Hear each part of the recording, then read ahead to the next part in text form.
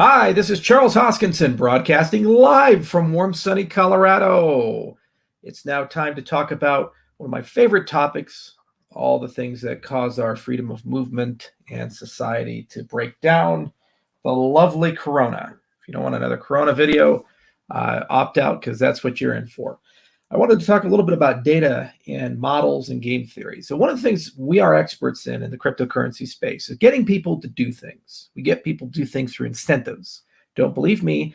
Bitcoin's amazing journey went from a single miner in the middle of nowhere to people in Mongolia setting up mining factories in the country of Georgia, setting up mining operations.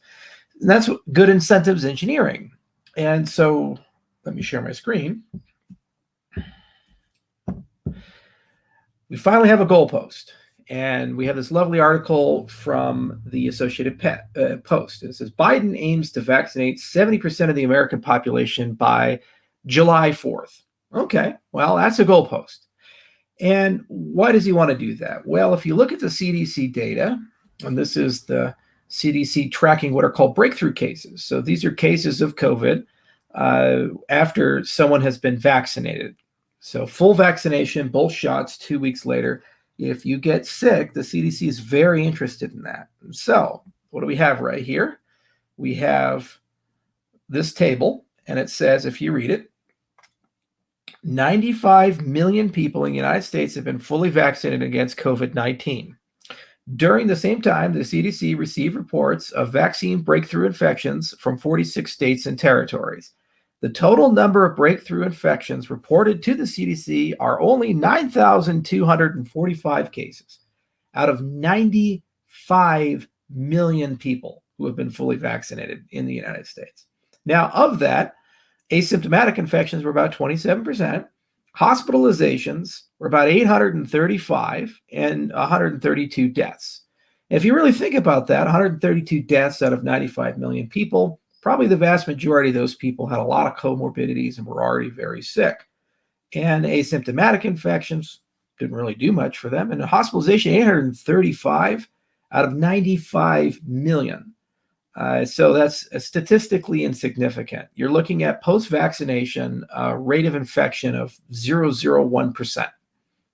If these were the numbers we were looking at when we entered into this pandemic, no one would care about the pandemic. No one would talk about the pandemic. And now let's look at the Israeli data. This lovely article from Bloomberg. You have 57.9% of the population has been fully vaccinated, meaning they've received 2 shots. And if you look at this chart right here with Israel, you'll notice that from January 13th, the 7-day rolling average, to May 5th, right there at May 5th, get as close as I can to it, they have 8 cases compared to January, 1,000 cases per million people. Okay, so basically, despite the fact that they're under 70%, they're at 57.9%, Corona has really stopped transmitting. And there's a lot of great articles. There's something here. If we look at the risk of SARS-CoV-2 transmission, this is a report from the European Union that they commissioned specifically on the topic, an ECDC technical report. And the long and the short is, it's a long report, lots of disclaimers because scientists are bureaucrats and they always put disclaimers. No one ever wants to say something definitively, but they do actually have some definitive statements in the particular report. If we scroll down, the summary and discussion of evidence, the available evidence of COVID-19 vaccine effectiveness against transmission of SARS-CoV-2 is still limited. However, results from ongoing trials and observational studies of vaccine effectiveness against symptomatic and asymptomatic infection, viral load, and duration of viral shedding are suggestive of a relevant effect, including against transmission. And then they throw a bunch of things saying, well, we don't know, more study is required because we know we don't really want to take a position. However, there's a great article here that's in Science, some phenomenal authors, wonderful affiliations. And basically, the long and the short is you take a look at CD8 plus T lymphocytes and CD4 T lymphocytes. They say, hey, 90% of the subjects are still having a great immune response 5 months after infection. And this, of course, applies also for vaccination. There's ample data for this. And You can go through paper after paper after paper. The rule of thumb here is if you're vaccinated, there's a significantly lower chance you're going to get infected, asymptomatic or otherwise. And because your body has such a strong immune response, your viral load is likely to be extremely low. And if it's extremely low, your chance as a vaccinated person of spreading this disease to somebody is very low. And we know that because we can see it in the data in Israel. And everywhere else, you take a look at these curves. Now, is it zero? No. And this brings me to the point of the video, which is game theory. You have a goal. You say, I want 70% of America to do something.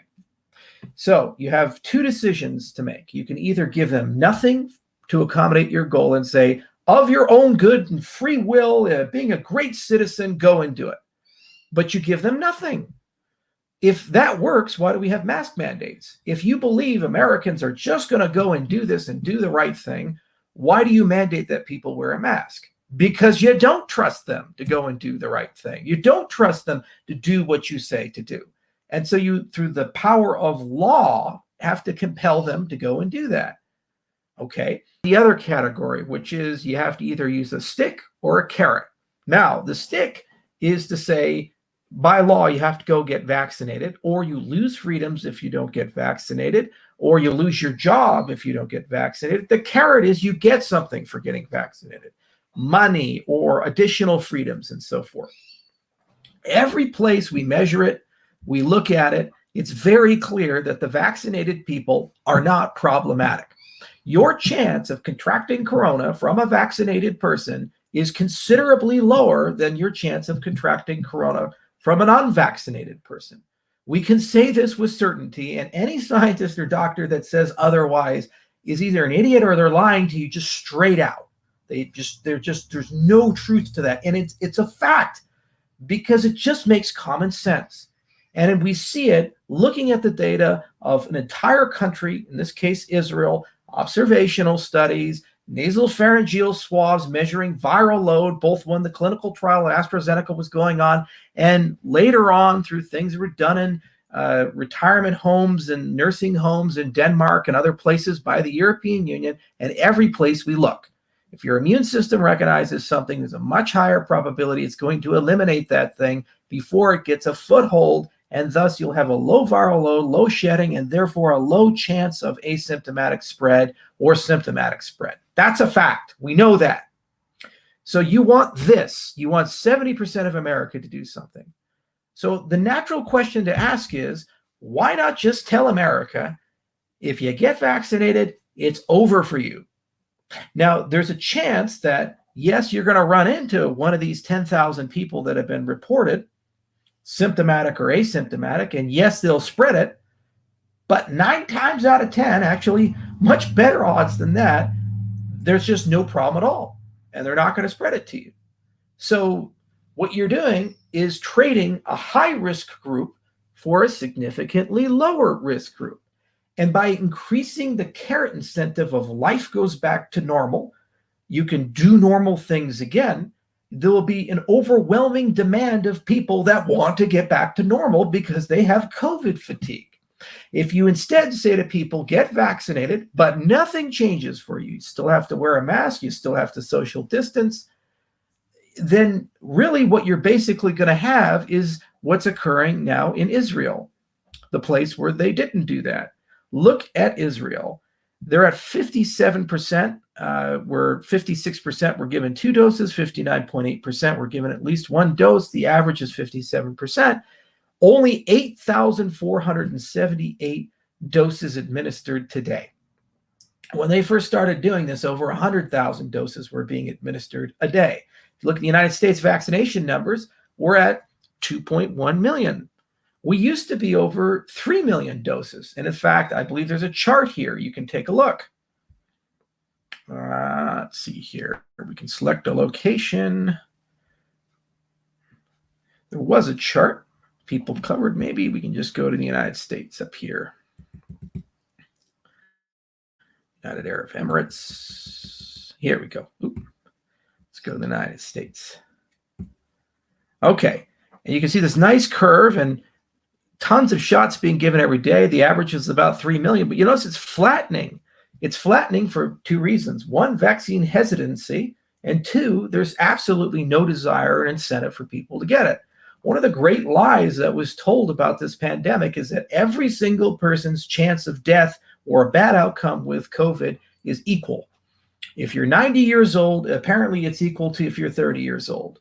It's a lie, and people know it. And so all of the people who are 90 and 80, there's an overwhelming supply of them who are vaccinated. Why do I know that? Because 40% of the US population is vaccinated, and only recently could I get a vaccine, which means that the only people who could get a vaccine were the elderly and the risk groups. And I'm willing to wager, if we look at it, about 70% to 80% of those populations are vaccinated, which means that the people who are now unvaccinated are the very young and the non-risk groups and the middle-aged. Okay, that's where we're at. And those numbers aren't going to move. Every single curve is capping out, except for anomalies like Seychelles, where there's like 10,000 people in the island. Everybody knows each other. Pretty easy to do that. Same for Bhutan and all these other places. You look at the United States, it's a very diverse place. There's a high degree of vaccine hesitancy, especially along political lines because of a variety of reasons. And you're not going to get a much higher than 50% or 60% unless you give people an incentive. And that's what we do as an industry. This is what we think about every single day. What incentivizes an honest majority? What incentivizes a person to do X over Y? What adversary has the ability to attack things? And it's all in public health about decisions you make. Do you want a perfectly accurate test that's 99% accurate and it costs $100 and it has to be administered by a doctor? Or do you want a test that's 70% accurate and it costs 5 cents and it can be administered at home like a keto piece strip or something like that?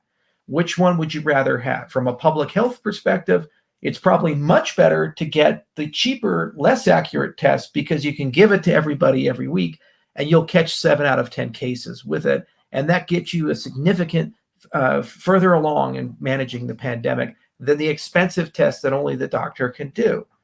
You see, and this is the difference between medicine and public health. Public health thinks about the entire group and makes decisions, not about perfection, but the average.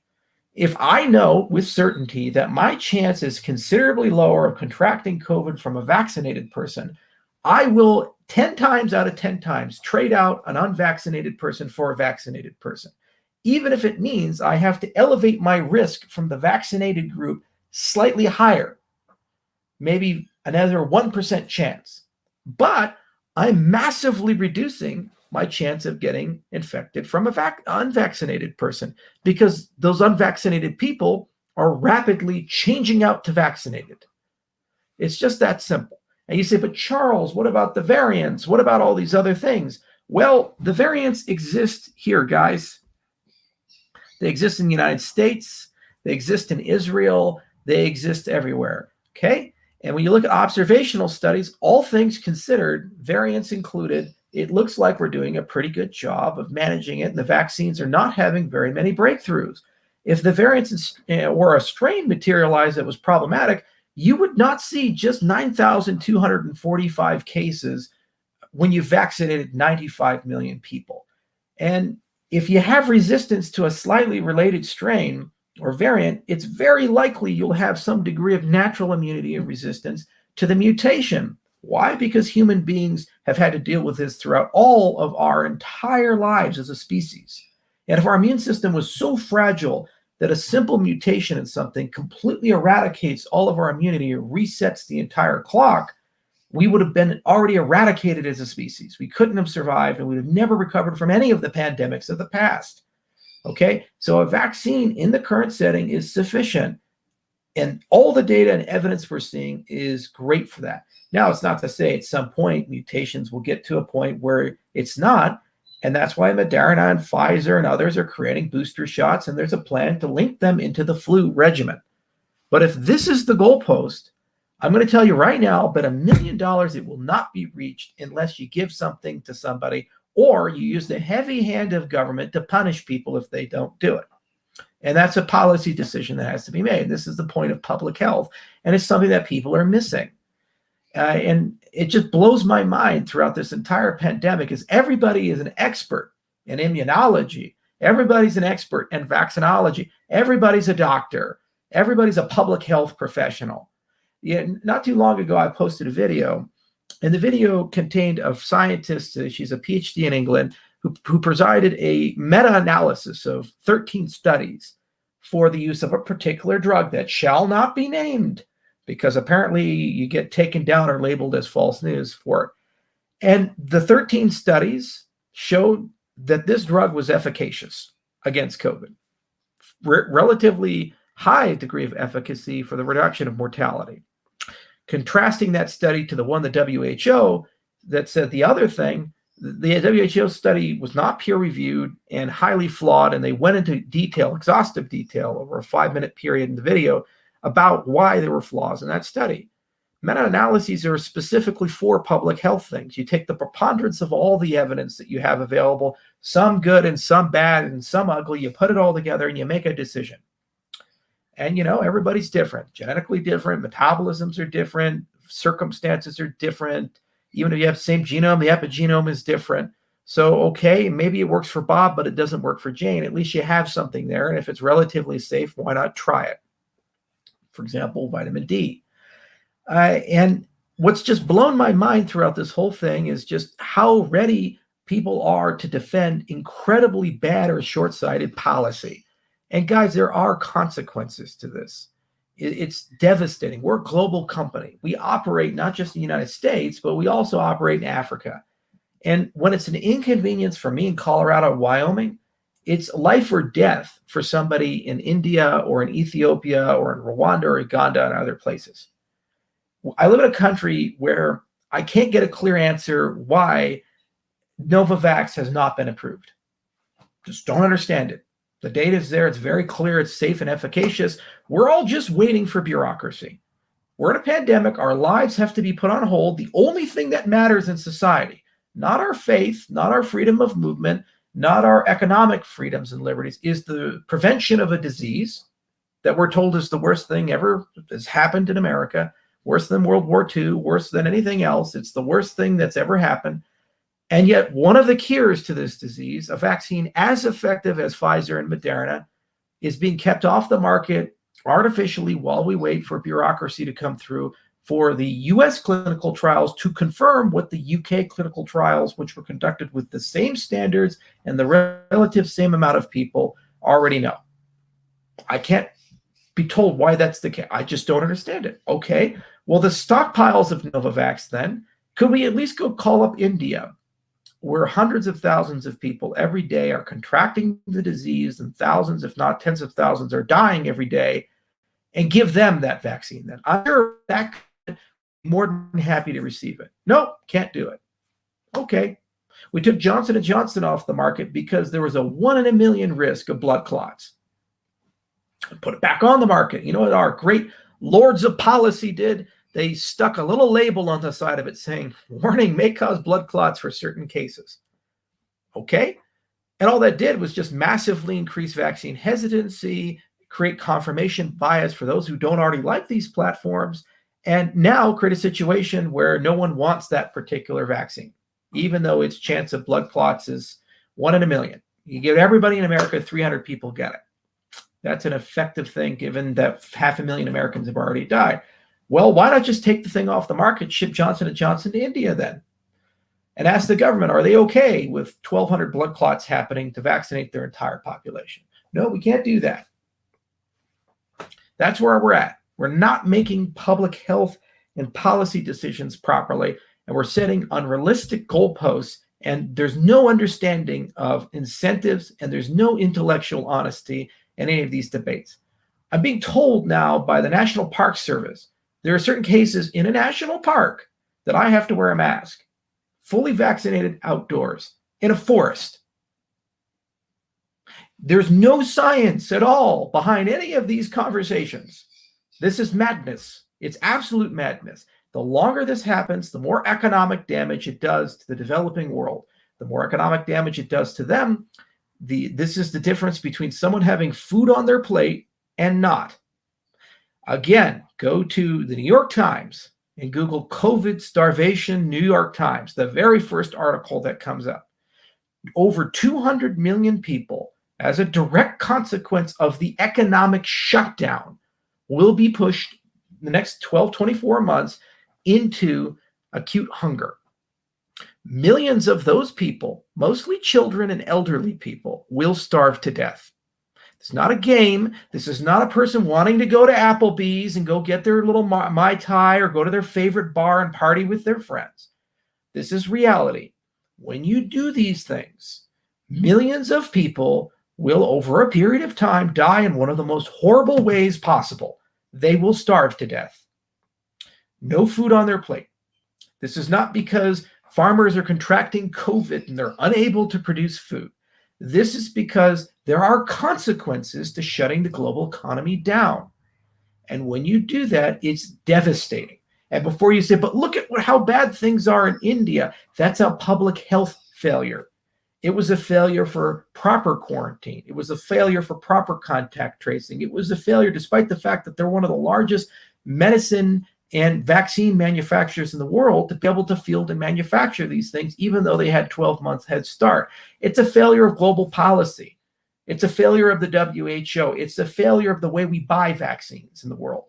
For example, why wasn't it mandated by the League of Nations, all the nations around, the developed nations, when they buy a vaccine, there's a buy one, get one free, and a vaccine is donated 1-to-1 to the developing world? Why not?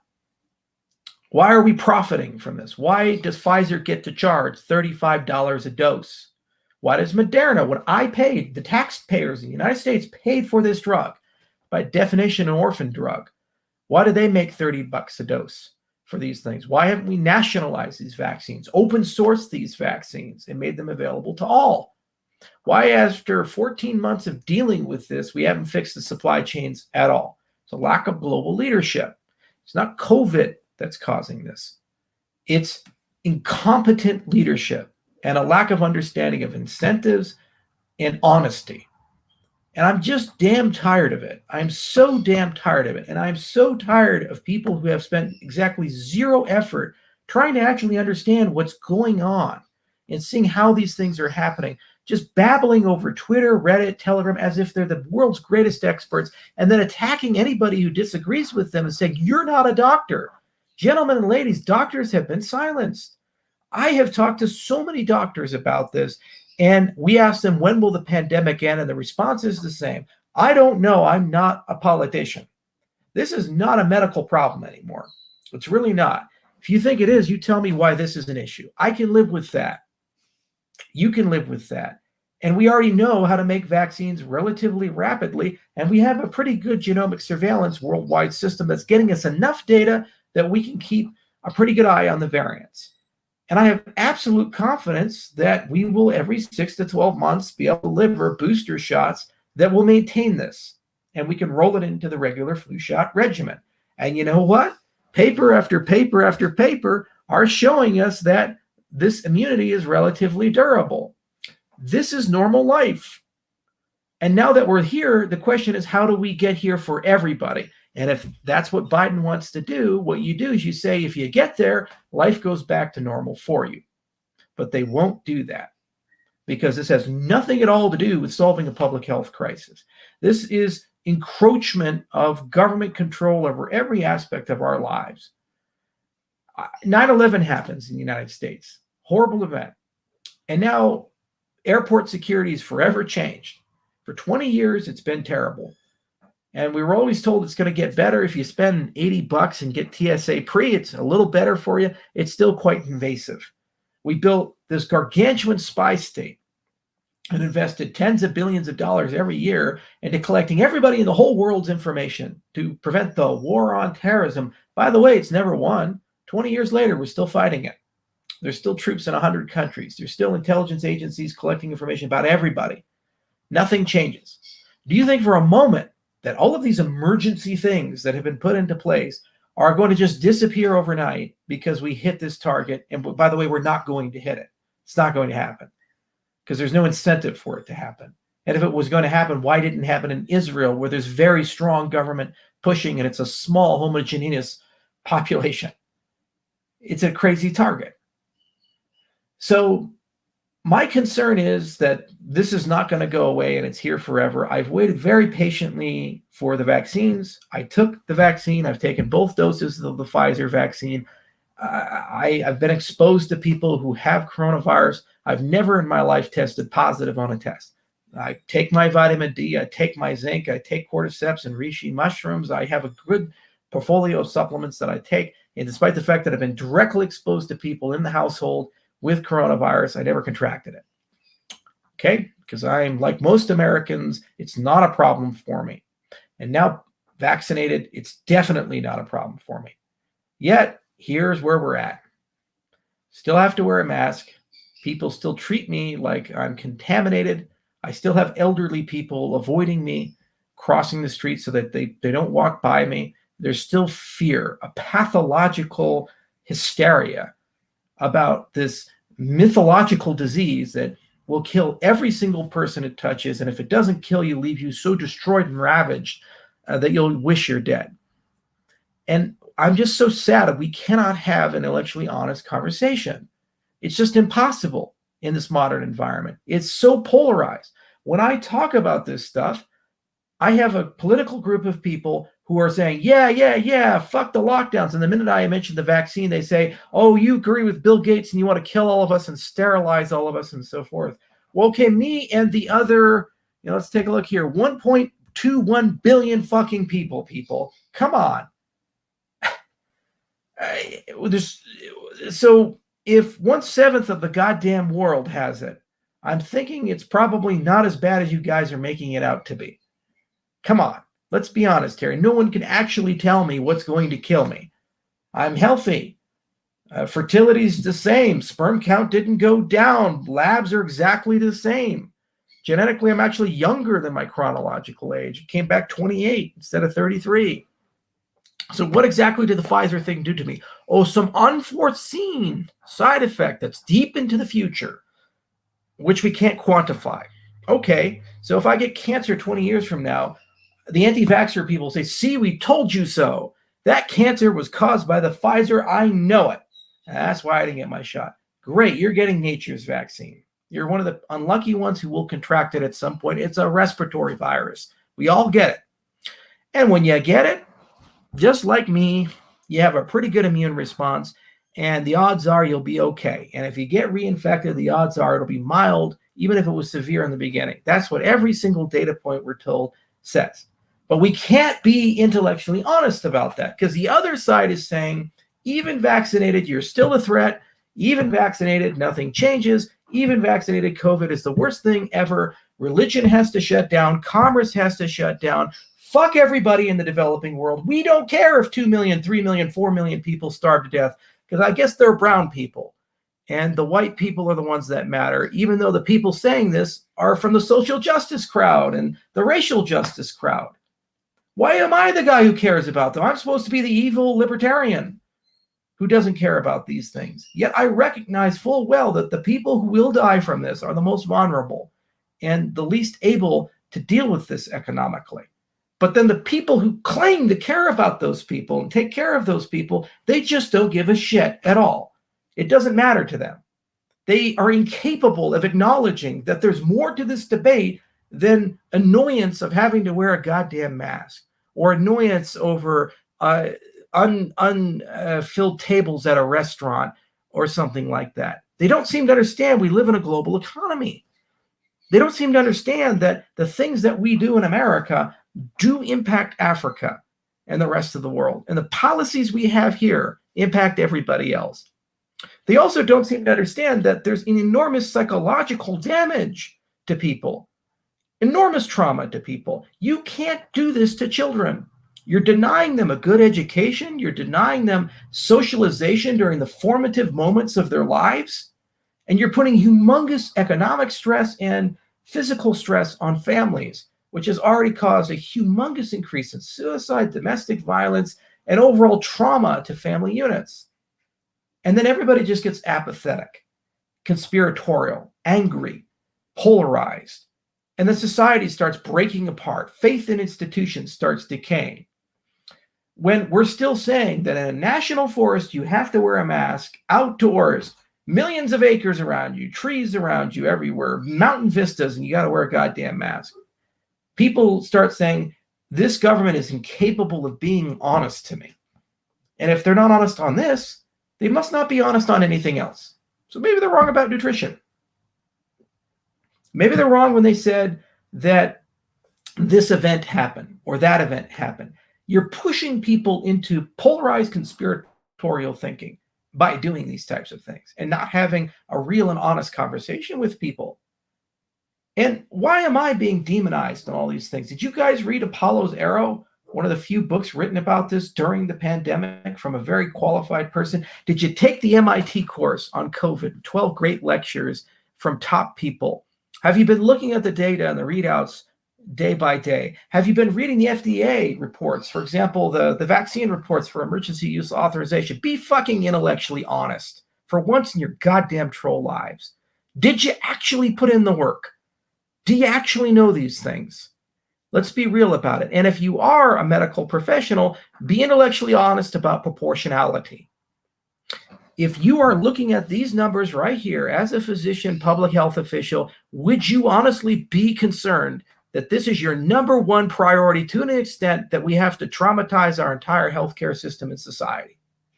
Honestly, were you this concerned about tuberculosis or HIV or other conditions and say that we need to shut down society for this and change our behavior, social distance, have direct government intervention into our economy? Are you prepared to accept the price of wood, the inflation, the trillions of dollars that have been printed as a consequence of this? Is this really the hill to die on when you look at numbers like this? Guys, we're out of this. All we have to do is solve the incentive problem. That's it. That's all we have to do. Give people their lives back. If they get vaccinated, then end all restrictions for them. Yes, some people will catch COVID for it, but you're going to be so rapidly trading the unvaccinated for the vaccinated. We actually have a shot at getting this number. And if we get to this number, we will have very strong herd immunity against most variants that have been discovered. Some will still flare up.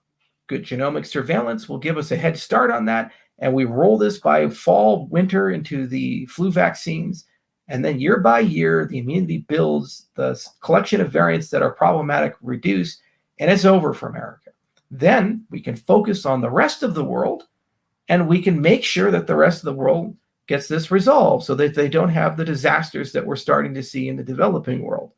And by having a strong economy means we're buying stuff. And if we're buying stuff, it means that the economic calamity and the mass starvation that's happening in the developing world, the civil unrest that's happening in the developing world, will stop happening. What's your alternative? What are your goalposts? If this is unreasonable, you tell me then what is reasonable.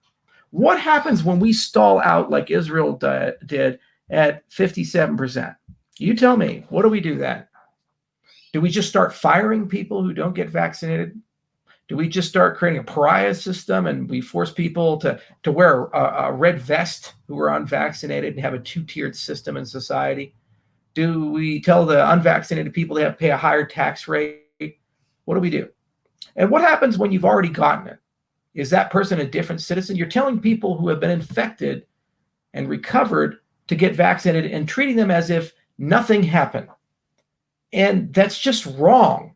It's a vaccine, just as good as the one you've gotten. It's nature's vaccine. It's riskier. It has a higher chance of death, a higher chance of side effects, a higher chance of permanent damage than anything we make in a lab. But it's basically the same principle. The whole point of the vaccine is to replicate what you get when you get the natural infection. So should those people be pariahs? Should those people have to go through hell and be discriminated? What are you prepared to push for? And if this is really the hill to die on, what about other behavior and antisocial behavior? What other things should we just start pushing into that are problematic? What if somebody's a diagnosed sociopath or psychopath or has some mental illness that statistically means they're a higher chance of committing a violent crime? because that person's at a higher risk to society. Would you be in favor of forced institutionalization? Why not? You've already crossed the threshold of saying because you're a risk to society from a medical viewpoint because of not being vaccinated or apparently having a natural infection and recovering, we're going to force you to do something or imprison you. So why not? Because everybody's a coward. They don't want to make hard decisions. They don't want to actually say things. They'll say things without saying things because they're afraid. And they're afraid because they've been manipulated and controlled by the media and by other entities with fear porn, fear porn, fear porn, fear porn, fear porn, fear porn, fear porn, fear porn. Guys, when Pfizer told me it was 94%, and I see this right here, I feel pretty good about that. That's better. Much, much better in practice. That's even better than a miracle that we didn't expect to get. Flu vaccines are like 50%, and we got this. Incredible. And what is the media headline? Breakthrough cases. Look at the people who have died. They've written articles about these 132 deaths. My God, why would you do that? Why? What are you doing for the world reporting these types of things? Why wouldn't the story be 95 million people have gotten it and very few people have had a problem afterwards? Let's go get this done so we can get our lives back. Nope. The story is Bob died. Because all they want is for you to be afraid and for you to click, for you to watch 24/7 news cycle again and again. And you know what? When that's disconnected from policy, it's entertainment. When it's connected to policy, it's totalitarianism and it's control and manipulation and propaganda. There's a very good reason why every dictator has a ministry of information and a chief propagandist, because they understand they have to somehow control the narrative to maintain power. And I'm just fed up and tired of it. And I am too old and been through too many crises in my life and too many events in my young life to have any trust left in policymakers. They lie to you again and again and again. They manipulate you again and again and again. And it's our job as citizens to step up and say, we fucking had enough. We really honestly have. I'd like to have everybody's lives back. I'd like for people to hug each other again. I'd like for people to shake hands again. I'd like for children to play with each other again. I'd like for old people not to live in fear that this is their last day pre-COVID, and the minute they get infected, that they're going to instantly die and spend some of the last years of their lives in isolation, not being able to touch the people that they love or see the people that they love, even after they've been vaccinated and the people that they love have been vaccinated. We can't do this to society. And if we keep destroying the economies of the world doing this, the consequences will be dire globally. The economic damage, you don't feel as much as you should because the US government hid it from you. Guys, we can't print $6 trillion and get away with it. Okay? You just can't do it. It's going to be felt somewhere by some group of people. It doesn't impact me at all. I'm a rich guy. It's easy for me to hedge against inflation. There's a reason Bill Gates has 260,000 acres of farmland. It's not because he really enjoys growing hay. It's because it's a good hedge against the failure of a sovereign currency. Whatever happens, land is land. It's finite. It'll hold its value in one currency or the other, and it produces something of productive value. So whatever you're denominating it in, people need to eat. It's a good place to put your value when you're concerned about monetary policy. There's a reason I bought a ranch in Wyoming. I'm deeply concerned about where U.S. monetary policy is going. You ever stop and think, why the fuck is Bitcoin $1 trillion? Why the fuck are cryptocurrencies so valuable right now? It's not because everybody just woke up and said, wow, cryptocurrencies are the most amazing thing ever. Guys, the adoption rates aren't there yet. It's because people are recognizing this is one of the few things with sane monetary policy. You can't print a Bitcoin. You can't go tinker with ADA and then suddenly say, oh, well, it'd be good to have an extra 45 billion ADA. Let's go do that. They're fixed. And when people compare that to a currency where every single time we don't want to make difficult decisions and we want to kick something down the road, you can just push a button and get some fed-ass printing. And then suddenly you have an extra $6 trillion and you inject it into the economy. It's devastating. And it doesn't impact me. I can borrow money at 0.7% interest. Can you? So all this new money I get first access to. I can use that money to buy assets that are inflation resistant. And when you guys get hit, you have to pay an extra 50% for stuff, an extra 100% for stuff. And where's that coming from in your paycheck? I'm warning you, it's not sustainable, and this policy is dangerous. COVID was a real thing, and it was a horrible thing, and it's still a horrible thing for many people. And long COVID is here to stay. It's the Gulf War syndrome of my generation. It's going to harm so many people, and it's already robbed a lot of people of the joy of life. And it's going to take decades to unwind all of that. And every day, a lot of people are dying. But now those deaths are not happening in the developed world. They're now happening in the developing world. We're still having deaths in America and in Germany and in other places, especially Japan, because there's been issues with the vaccine rollout. But amongst the groups that are vaccinated, the deaths are plummeting, and every data point we have is showing that. So the only policy goal at this moment should not be contact tracing and mask wearing and how the hell do we prevent this? It should be just get 70% vaccination. Because you know what? Herd immunity is fine after that. And if we can do it globally speaking, it's gone. We're not going to. We can't. It took us 40 years to even get smallpox and polio under rein. So the best we can do is year by year have boosters, and we just learn to live with it and deal with it, and it becomes a background thing. And for risky, vulnerable populations, if a hot zone occurs, you do targeted lockdowns for them. So you lock the nursing homes down. You lock the hospitals down. You start grouping vulnerable people together and limiting their contact with the outside world until the hot zone disappears. It's perfectly reasonable to ask people in a nursing home to wear a mask, and you should go up a level. Ask them to wear the kind of PPE that the people who are testing you wear when they test you, because there's an incredibly low risk of transmission then, even if you're infected.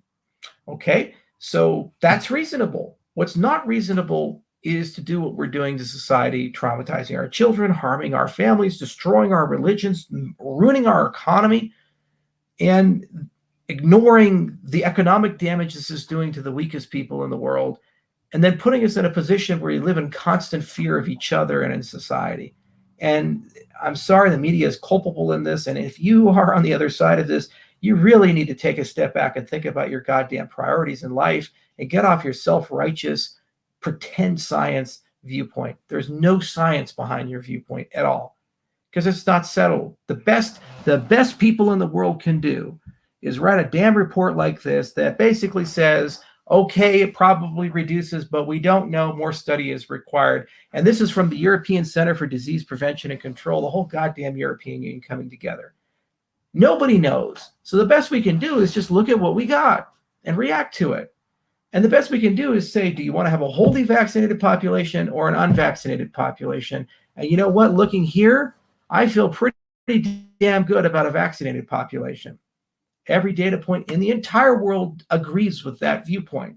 So then the only policy question we should be asking is, how do we get there? And what incentives do you give people? And if you're not capable of thinking like that, then you shouldn't be making policy, and you shouldn't be commenting on policy. You're just noise in the entire background.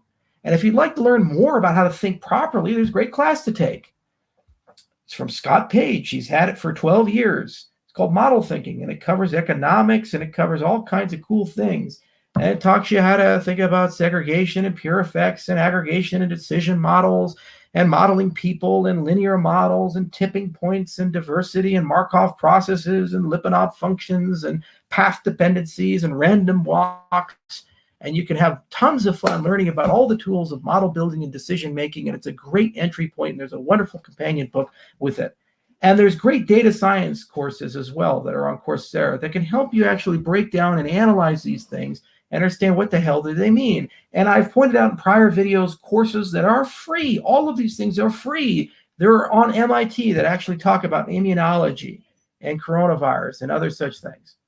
And there's a wonderful book called Apollo's Arrow that goes into absolute detail about all of these things. If you're really curious about this, you really want to put in the time, then educate yourself and actually think. Okay, not everybody's out to get you. Not everything's evil.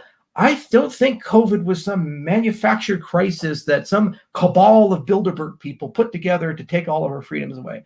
I absolutely believe, however, that these kinds of people say, let no crisis go to waste, because they've said it. And they saw a crisis and they said, let's take advantage of it for policy reasons. Somehow COVID is related to the Green New Deal. Somehow COVID is related to tax rates. Somehow COVID is related to universal education and healthcare. Now, these might be admirable goals that you politically agree with, but I think it's shameful to try to couple a public health crisis that is universal with a desire for political change.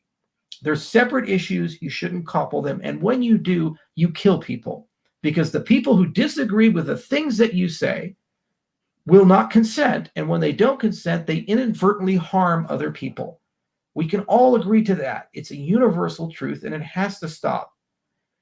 We have been through this now, guys, since March of 2020 in the United States, and I see no end in sight. I really don't. And I see no reasonable goalposts. And when they start talking about these types of goalposts, there's no process upon which to get us there outside of just overwhelming public shame and propaganda and, unfortunately, punitive measures. And I firmly believe that's what's coming next. We're going to start labeling people, and the people who don't do what the government wants them to do are going to become pariahs very soon. And, if we do a vaccine passport system, you know what's going to happen with that? At some point, they're going to say, we should also use it for other things. Maybe we use the vaccine passport. If you haven't paid your taxes, you don't get something. Maybe if you haven't done X, we're going to go ahead and restrict your access to something. I don't know. We'll link it all together. You know who does that? It's called China. Look up social credit. Once you have something that restricts, it says the haves and the have-nots, then people will abuse it unless you pass a law saying they can't. So let's pass a law that says the vaccine passport system, because they're coming, will only be used for X, and it's illegal to use it for anything else. Wouldn't you agree? Why is that not an easy thing? Why is it not 100 out of 0 senators voting on it, the entire House voting on it, and the president signing it tomorrow? Because let no crisis go to waste. That's where we're at. It has to stop. And I'd like to believe there's enough people out there who understand what I'm saying and really dig deep into what I'm saying. And they take a moment and they set their egos aside and they can focus for 5. And I know we're in the TikTok generation. I saw statistics today that blew my mind. YouTube, the average YouTube user watches 40 minutes of YouTube videos per day. And the average video length is 11 minutes. The average TikTok user watches 59 minutes of TikTok, and that constitutes about 314 videos. 314 to 4. The attention spans are gone, absolutely gone in society. People don't read anymore. People don't think anymore. They just react, and everything's emotional, and it's heard and heard and heard. I didn't speak at all about COVID in the early days because I didn't have the data and the facts. And then as we got deeper and deeper and deeper into it, and it became very clear that there was a divergence from public health policy from the available information we had, and we were headed in a dark direction, I started getting more vocal. And I keep getting more vocal, not because I like hearing the sound of my own voice, but because I see the consequences of it. What if I'm wrong and everything goes back to normal? Then I look like a fool. But what if I'm right and it doesn't? I have permanently lost freedoms that I didn't need to lose. And the world is now living in a much more restrictive and totalitarian way. And a small group of people have gained considerable power. So I would rather take the chance that I look like a fool and speak from the highest tower and take the reputation hit than take the chance that I'm right. And these people now get all this power and control and domination. And what's the accountability? If someone in the government destroys your life, what happens to them? If they make a mistake, look at no-knock raids with the police. Do you understand why the BLM crowds were so angry? Because again and again and again and again, something horrible would happen. and they'd say, oh, it was a terrible tragedy. It's an isolated incident. We're just going to have to move on. You see Tamir Rice, 12-year-old kid, get gunned down in a park almost instantly. No accountability. And there's 1,000 other cases for that. No accountability. And again and again and again, we're told it's a terrible incident, just move on. This is what happens when the bureaucracy makes a mistake. No one goes to jail, or seldom goes to jail. Very little economic consequences. Sovereign immunity gives them this ability to not get sued, and when they get sued, pay very little. And then we move on as if it's been fixed after some law gets passed. We all pretend like that solved the entire problem. Meanwhile, you look year by year, your freedoms deteriorate, your level of liberty and autonomy deteriorates, and the government has always taken a position: you're stupid. You're incapable of doing anything. You could be a rocket scientist, Navy SEAL astronaut, but you're still dumber than a sack of doorknobs, and you need to be told what to do. Like day in, day out, day again, day out. They create this perpetual malaise and cynicism and distrust of people around me.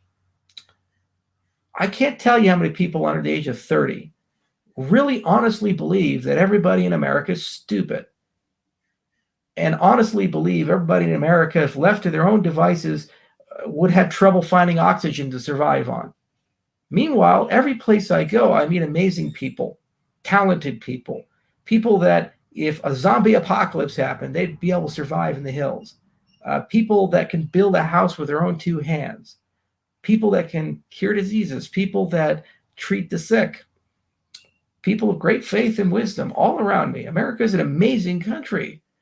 And what this crisis is, the epicenter is a culture war at the center between a government that honestly believes there are classes of people, the people at the very top who are the enlightened kings that ought to control everything and be in power forever, and the unwashed masses that basically need to be told how life is and accept it. And it is what it is. And then there's all these other people who say, I just like to live my life. Please leave me alone. I just like to go to work, go to the park, like to raise my family. I'd like to have a relationship with my children and my wife and my parents and go about life as it was. It works pretty well. And we're told that that's a threat, and you're not allowed to do that. Just being yourself is so colossally dangerous. Then we ask, well, what are the goalposts so that I can get back to normal then? They say, wear a mask until we have a cure. Well, we got one. Here you go. And then they say, well, that's not good enough. The whole world has to end this thing. Okay, great. Tell me, where's influenza at? And all these other coronaviruses, all these other viruses we have, the common cold, where's it at? It's still here, right? So it never goes away. Oh, okay. So in other words, this is just the new normal. Shut up and accept it. I read an article on Bloomberg that said that. This is the new normal. Shut up and accept it. It's the way it is.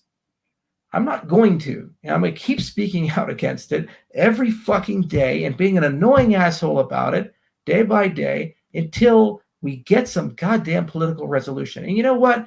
Not everybody's following lockstep. The United States is a collection of 50 countries within one. The states have a lot of sovereignty, and a lot of them are defecting. And the apocalyptic scenarios of everybody dying aren't happening because vaccines work. And if you vaccinate the people that are at the highest risk, while you'll still have a lot of spreading, the mortality rate plummets. And you know what? When you get sick, you get nature's vaccine. So if we have 40% artificial and 35% natural, you add those two numbers together, you got herd immunity, guys. And if the death rate is extremely low for the cohorts that are unwilling or unable to get vaccinated, then yeah, a lot of people are going to die, but it is what it is. And that was a personal decision that was made by them. At what point do we get the right to make that decision for ourselves? Grandma and grandpa don't get the right to make that decision. They're looking for the cure and desperate to have it, and they got it. And if they're still concerned about it, they can take additional measures to enhance their level of protection. But I'm sorry, if grandma's wearing a good N95 mask and is vaccinated, even exposed to people, her chance of having a death or bad event is very low. That's what this data is showing. These 95 million people are mostly composed of grandma and grandpa because they were the first in line to get vaccinated. And so they're okay. And unvaccinated Jim out in Alabama or wherever, he's not going to really cause a big problem here. He's probably going to get sick himself at some point. Most likely not a bad deal. And if it is a bad deal for him, well, what point is that personal accountability? We let people drink. We let people smoke. Have you seen the horrors of a car accident after someone got drunk? Have you seen the horrors of lung cancer at the stage 4 and end of life? Go talk to a pulmonologist about how just horrible that is for that person, how much pain and suffering they're in. We let them do it as a society. We let them do it. And the whole reason we say, well, this is different is because, well, it impacts other people. Drinking sure as hell does impact other people. Massively increases domestic violence, massively increases divorces, destroys careers, leaves families down, and automobile accidents happen. Just by preventing people from drinking, you could prevent tens of thousands of vehicular deaths every single year. Talk to any police officer about that. We as a society let people do it nonetheless, and we hold them accountable for it. So maybe the situation is if a person's unvaccinated and they have the opportunity to do so and they pass on it, we fine them if they get the disease and spread it to people. Maybe that's a solution. I don't know. That's a public policy question. Why can't we have that conversation? It's just everybody has to be vaccinated, but we won't. And then it's Republicans' fault and evil red states and rah, rah, rah. I'm just so tired of it. I'm tired of the noise. I'm tired of the division. This has to end. And we have a way out of it. And it's not going to happen. And unfortunately, cynically, I think we're probably going to be in the same place in 3 months that we are today. At least somebody can talk about this. And maybe this video will be taken down too. I got my first false and misleading information on Facebook when I posted a video by a public health expert who for an entire year has been doing nothing but spreading accurate and timely information on a daily basis about COVID. John Campbell is not an anti-vaxxer. He's not a crazy person. He's a wonderful human being that has 1 million subscribers, and he's been working in public health for over 40 years. He was the guy vaccinating children 40 years ago in Cambodia and in India and other places. He had the courage to go out there and help people. He's a wonderful human being, and I watch his videos all the time. To have that video have a label on Facebook that's false and misleading information by an algorithm, it tells me there's something seriously wrong here, and this has to stop. It has to stop. We cannot, as a society, be tolerant of this anymore. I'm sure as hell not. All right. I'm done ranting for today. As I said, I warned you in the beginning, it's a COVID video. If you don't care not about it, just click it off. And if you have a difference of opinion, okay. But if this keeps going on, I want to warn everybody, it's going to reach a breaking point and society is going to fall apart. And it's just going to be terrible for everybody. So this has to stop.